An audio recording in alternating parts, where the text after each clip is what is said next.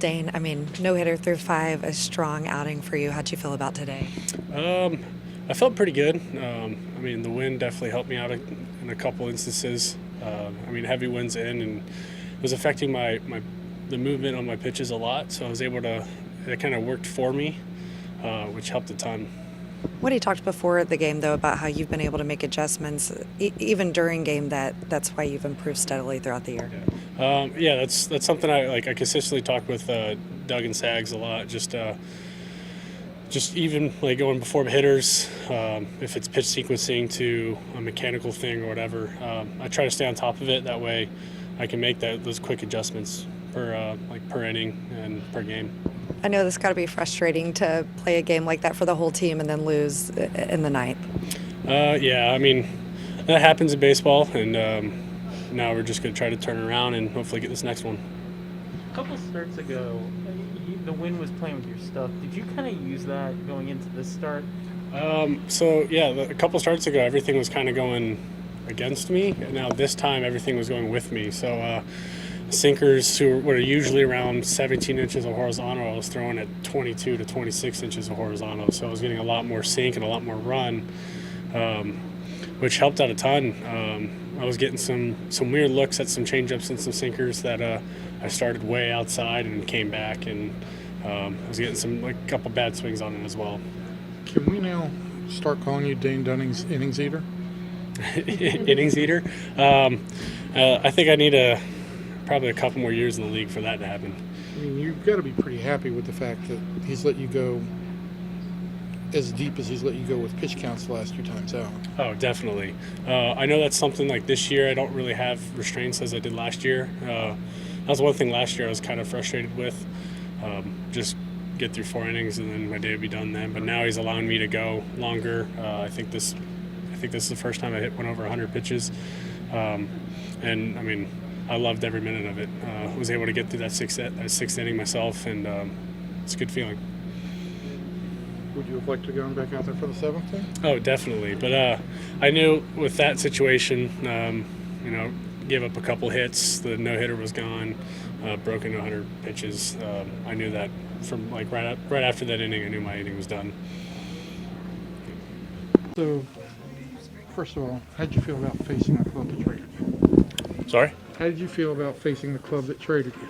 Oh, obviously some emotions going in, try to eliminate as much of that as possible. Just treat it like any other game and go out and control what I can control, and that's executing pitches. I did that enough tonight to put my team in a position to get a win, and made some great plays behind me. Brad with a huge swing there, bullpen locked it in, so great team win. What was the issue on the leadoff walks? Just got to focus on executing pitches. Obviously, if I could go out there 9-inning complete game, 27 strikeouts every time, I would. But this game brings a lot of adversity, and it's more about how you respond than how you get there. So, it's something that I'm going to work on this week, and I'm always trying to get ahead and execute every pitch that I can, and get every hitter out. So, it's something that be a priority this week, and just continue to focus on execution.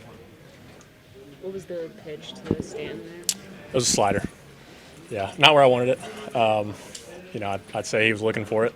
I hit it a mile, but those guys will do that to you if you leave pitches where they can hit them. So. Again, it just comes back to execution and trying to simplify it as much as possible.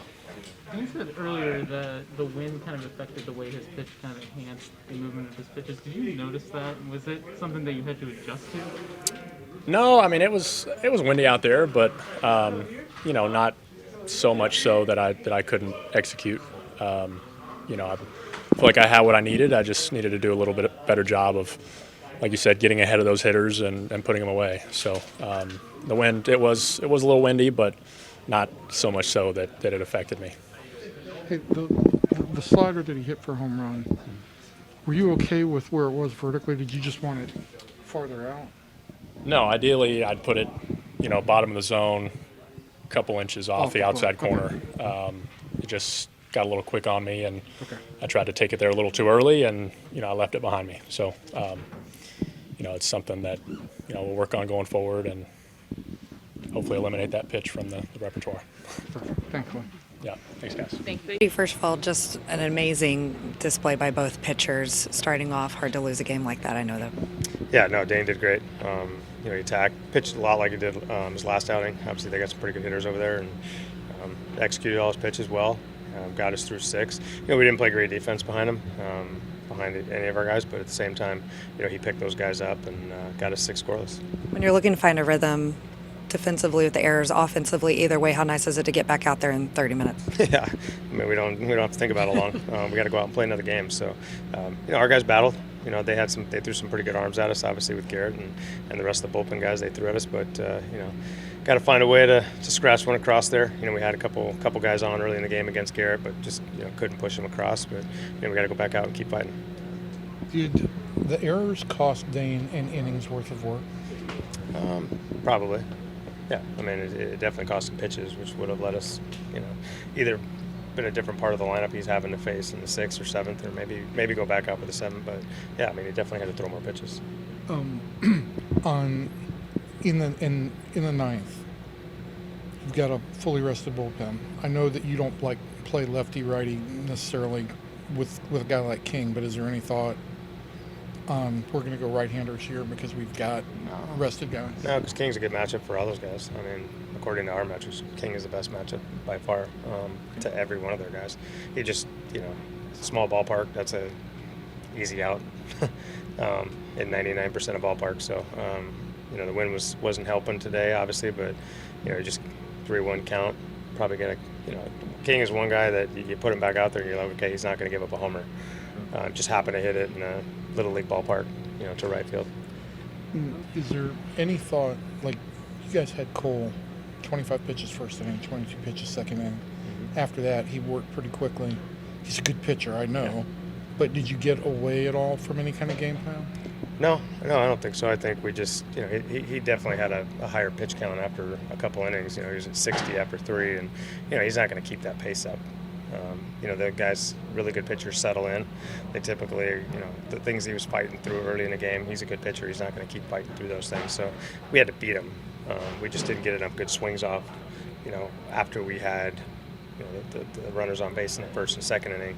After that, we really didn't get many guys on base. We still had a decent pitch count after 5, but we can't expect him to throw 20 pitches an inning, especially once he's settled into the game. I know previously you've said you were never worried about Marcus, but he has a couple of good, multi-hit games. Yeah. How good is that? Just encouraging to see. Obviously, he's beginning to hit stride. Yeah, I think, this probably started about a week ago where it was just starting to trend upwards. And I thought that those games in Philly, he looked a lot better, hitting the ball hard, especially the ball to right center he hit in Philly. I was kind of like, okay, here we go. Today, first inning, turns around fastball, hits a line drive at the middle. It's a good sign. When Marcus is swinging the bat, he's, a huge part of our offense, especially at the top of the lineup. Thanks. Question 2? Yeah, I'll ask questions if that'll make you happy.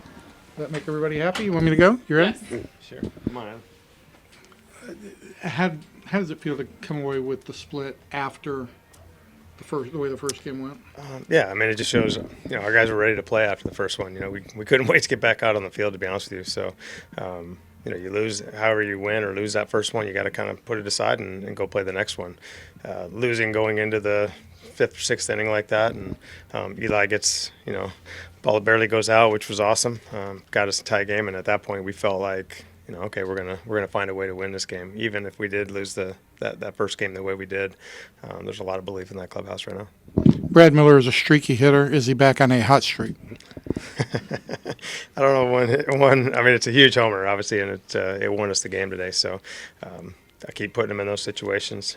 Keep putting him up at the top if he's swinging swinging like that. But at the same time, like, this kid's always ready. He comes in ready to play. He's one of our leaders in that clubhouse, and right now he's on a hot streak, I guess. How did you decide that Dennis Santana was going to be this guy for these really key high leverage situations with multiple runners on base?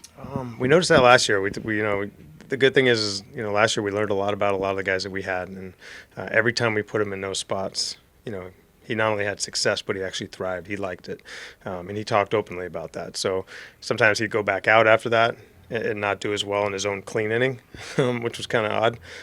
So I think obviously we're not going to keep doing that where it's one out every single time. He's got to obviously compile up some innings, but right now there's no better guy I would ever turn to, honestly, in those situations. He just has a knack for it, and like I said, he comes out. There's almost like a smile on his face when he gets out to the mound. He said, "Here we go, I'm ready for it again."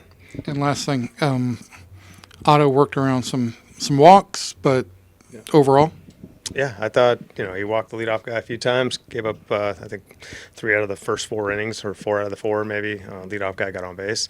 But he kind of righted the ship. I think his best inning was honestly his last inning, which was cool. Had some hard outs there in the 4th, but, didn't have his best stuff, I don't think, or at least his best command. But at the end of the day, he got us through 5 and only gave up 2. Just wondering, Corey Seager.